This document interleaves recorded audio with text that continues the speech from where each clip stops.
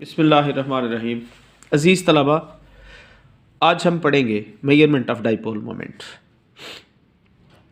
Two methods commonly use हो रहे हैं इस मेजरमेंट में, जिसमें फर्स्ट मेथड है vapour temperature method and the second one is refraction method. Vapour temperature method ये है कि लिक्विड के मॉलिक्यूल्स चूँकि एक दूसरे के करीब करीब होते हैं और वहाँ पे इंडक्शन डेवलप हो सकती है। जब तक उन मॉलिक्यूल को सेपरेट नहीं करेंगे, एक दूसरे से बहुत दूर नहीं ले जाएंगे, उस वक्त हम एक मॉलिक्यूल की जो डिस्ट्रीब्यूशन है या उसका जो डाइपोलैरिटी है उसको नहीं हम कंसिडर कर सकते, क्योंकि वो दूसरे मॉलिक्यूल से इन्फ्लुएंस होगा। जैसे हम ये समझ लें कि जब एक मॉलिक्यूल दूसरे मॉलिक्यूल के करीब आता है तो चूंकि सेम चार्ज और अपोजिट चार्ज होने की वजह से रिपल्शन और attraction at a time influence करेगी, इसलिए हम उनको अलग अलग करके वेपर्स की फॉर्म में ला के फिर ही उस मॉलिक्यूल की डाइपोलैरिटी को हम डिस्कस कर सकते हैं। तो जिस भी सब्सटेंस का डाइपोल मोमेंट हमने मेजर करना है उसको फर्स्ट ऑफ ऑल तो वेपर्स में शिफ्ट करें, ट्रांसफ़र करें, उसको वेपर्स में ले आएं जो कि गैशियस फॉर्म होती है, जिसमें मॉलिक्यूल जो है वो एक दूसरे से बहुत दूर होते हैं और वो एक दूसरे को इंड्यूस भी नहीं करते। इलेक्ट्रिक फील्ड के लिहाज से अगर बात करें तो जो नेबरिंग मॉलिक्यूल्स हैं वो वहाँ पे असरअंदाज नहीं होते अगर गैस मॉलिक्यूल हो, चुके वो बहुत दूर दूर पड़े होते हैं। इस तरह हम जो वैल्यूज़ हैं अल्फ़ा म्यू वो कांस्टेंट रख सकते हैं इस मेजरमेंट में।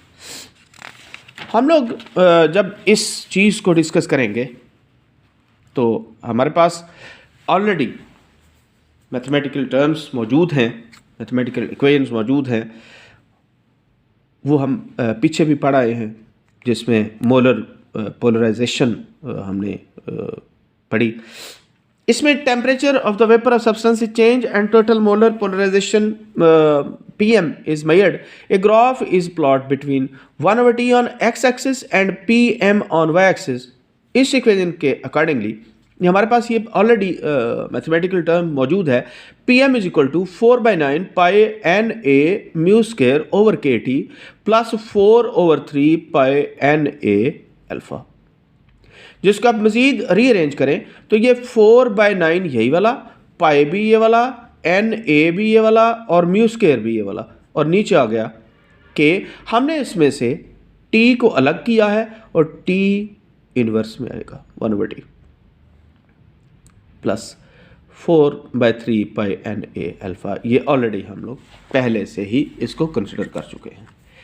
अब ये इक्वेशन है एक्चुअली स्ट्रेट लाइन इक्वेशन है, और बच्चों स्ट्रेट लाइन इक्वेशन क्या होती है? ये actually y is equal to mx plus c, ये स्ट्रेट लाइन इक्वेशन है। अब स्ट्रेट लाइन इक्वेशन जो है वो क्या है कि this value is along y axis, this one is the slope या एंगल, ये x एक्सिस पे वैल्यू है और ये आपका इंटरसेप्ट है। ये पॉजिटिव भी होता है और नेगेटिव भी होता है। ये स्ट्रेट लाइन इक्वेशन को मैं डिस्कस कर रहा हूं। अब जबकि y एक्सिस में PM यहां पे, x एक्सिस पे 1/T, ये जो वैल्यूज आ गई हैं ये वाली, ये एक्चुअली 1/T है जो x एक्सिस पे है। ये 4/9 pi NA mu square over K, ये एक्चुअली स्लोप है और स्लोप टेंजेंट थीटा, इसका टेन थीटा जो है ये यहाँ पे लिया और इसकी वैल्यू ये वाली है। क्या है ये? 4/9 मल्टीप्लाइड पाई NA mu square over K, और 1/T जो है ये y एक्सिस पे लिया गया।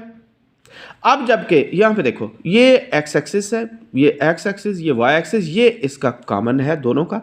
अब इंटरसेप्ट अगर पॉजिटिव हो तो इस लाइन से ऊपर चलती है, अगर इंटरसेप्ट इससे नेगेटिव हो तो ये नीचे आ जाती है।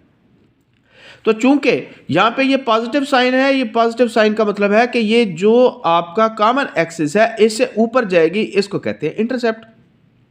कि ये जो इंटरसेप्ट, ये लाइन जो आपकी ग्राफ आ रही है वो एक्चुअली इतने डिस्टेंस से इस जीरो से इंटरसेप्ट करके आगे जाएगी। इसको इनका मतलब ये है। दूसरे लफ्जों में हम लोग स्लोप को अगर कंसिडर करें तो स्लोप जो है 4/9 pi N A mu square over k है। और अगर इस म्यू स्क्वायर की वैल्यू निकालनी हो तो ये इधर आ जाएगा, बाकी सारी वैल्यू उस साइड पे जाएंगी। ये 9k into slope over 4 pi N A. अब म्यू इज इक्वल टू, इसका अंडर रूट लेंगे तो ये इसका स्क्वायर खत्म हो जाएगा और स्लोप जो है वो अलग आ जाएगी। 9/k 4 पाई एन ए, ये अंडर रूट है, स्लोप है। Putting the value of constant like k pi N A along with units. अब म्यू की वैल्यू जो है वो होती है 0.0128 into 10⁻18 CMESU multiplied by slope. इसका मतलब ये हो गया कि हम लोग अगर इसको कंसिडर करें कि ये 10⁻18 सेंटीमीटर ISU 1 डिबे के बराबर है, तो mu is equal to 0.0128 Debye multiplied by slope, क्योंकि वो वैल्यू पीछे उसे को इन पुट अप करेंगे। असल में ये फाइनल इक्वेशन है सब्सटेंस की जिनकी स्लोप्स हम लोग मेजर करेंगे और डाइपोल मोमेंट बी कैलकुलेट हो सकेगा mu. Graphical explanation, some substances जो हैं वो आपके सामने है। ग्राफिकल एक्सप्लेनेशन ये देखें, मीथेन ये है, HCl ये है, CH4 ये है और मिथाइल क्लोराइड ये है। एक साइड पे PM वैल्यू है जो सेंटीमीटर क्यूब और पर मोल होती है, ये 1/T केल्विन में 0.001, 0.002, 0.00300 ये इसकी वैल्यूज।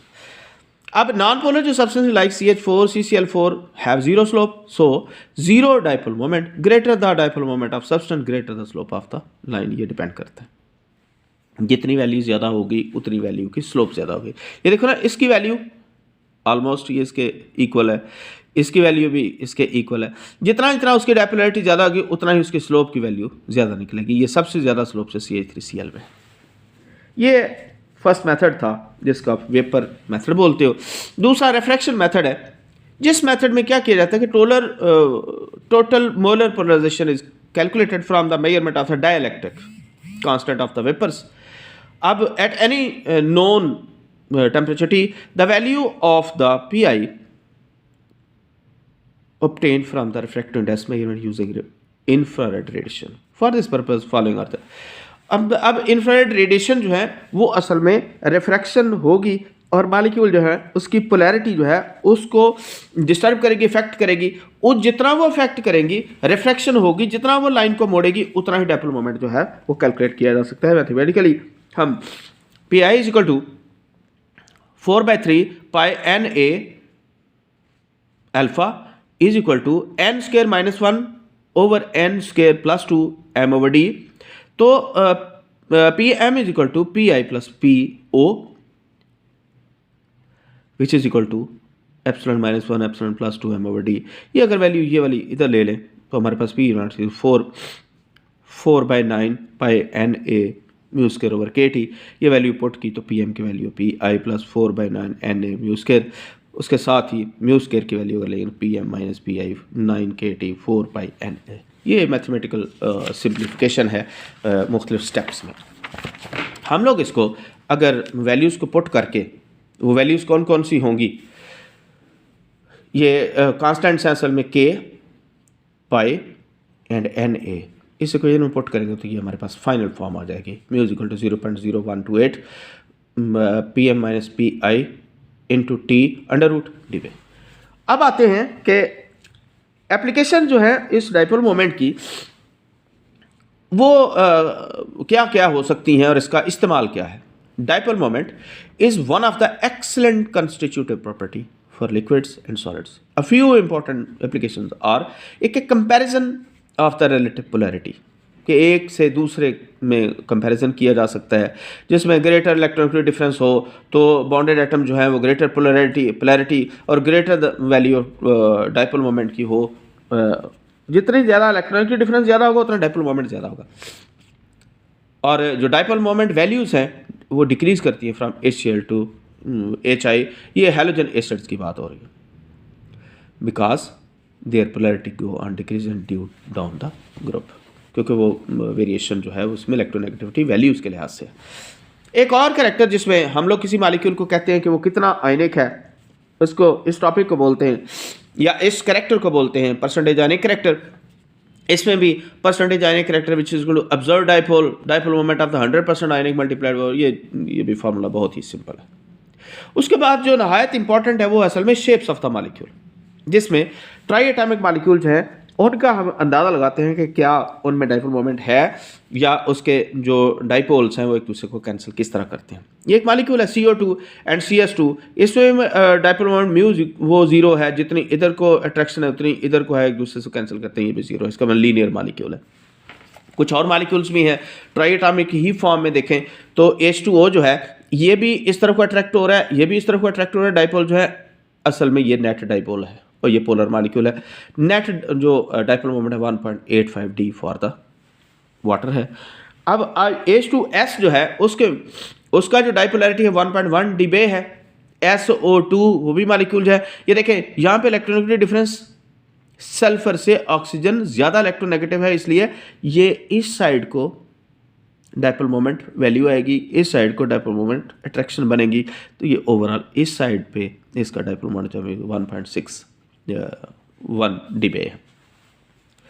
उसी के साथ ही कुछ ऐसे ट्राई एटॉमिक मॉलिक्यूल्स हैं जिनमें चारों तरफ एक जैसा ही अट्रैक्शन होती है, और कुछ में तो ये सारी की सारी साइडें जो है बराबर हों तो जीरो होता है, अगर कोई नेट बनता है तो 1.48। ये असल में वेक्टर एडिशन के लिहाज से हम लोग इसको डिस्कस कर सकते हैं कि एक्स एक्सिस पे जो वेक्टर्स हैं, वाई एक्सिस पे जो वेक्टर एक दूसरे को क्रॉस किस तरह करेंगे और नेट जो बचेगी फोर्स उससे ये डाइपोलैरिटी क्रिएट होगी।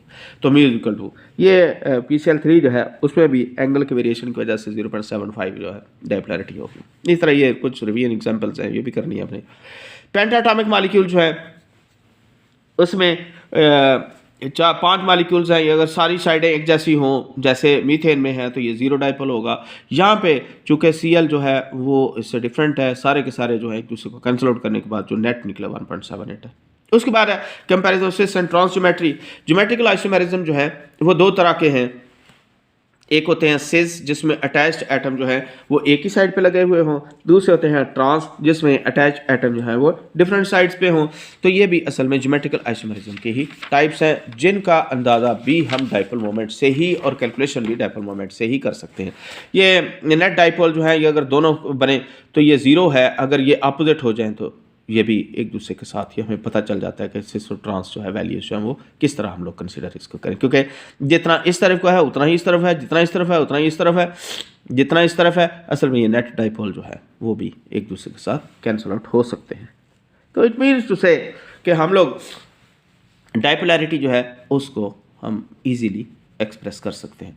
उसके बाद आ जाता है आर्थो, मेटा और पैरा आइसोमर्स, जिसमें आपको पता है कि बेंजीन रिंग की 3 पोजीशंस होती हैं। अगर सब्स्टिट्यूट ग्रुप के साथ वाला कार्बन हो तो आर्थो है, उससे अगला पैरा है, उससे अगला मेटा है, या पहले भी बड़ा इजीली पढ़ चुके हो। तो dipole moment of benzene is zero because it is regular hexagonal symmetrical molecule, और bond moment cancel the effect of each other and they are directed toward the centre as well. ये सारा benzene है, इसमें ये hydrogen साथ लगे हुए हैं, इनकी अगर टोटल वैल्यूज देखा जाए तो ये नेट जीरो है।